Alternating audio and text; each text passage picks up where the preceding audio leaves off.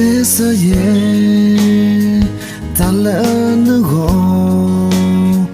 huye kledi ke bana basa ke I hago kui kela awena ya se ko ena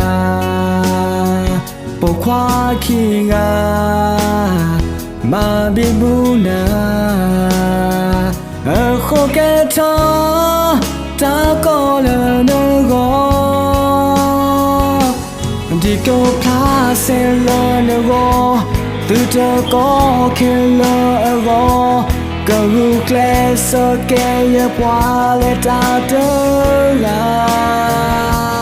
sala tu ke lo tu ta do tu ka do lo tu ta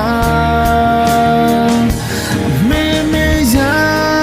kale kui ye da ta lo la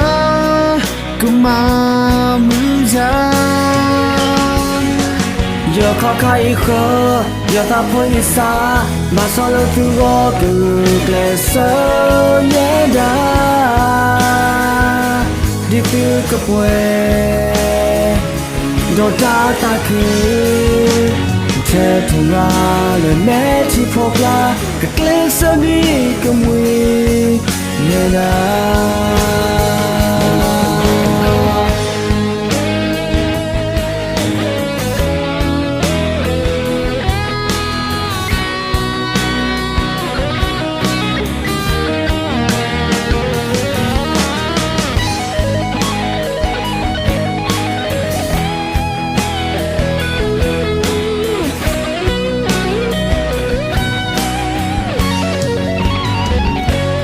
Wena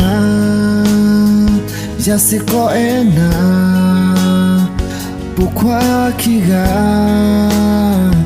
mabibuna ako keto ta ko le na go di ke place le na go tu te ko ke le go Glesa que yo puedo tratar solo tú que lo tú sa no tú con todo tú sa me ya que le cuida ta lo le que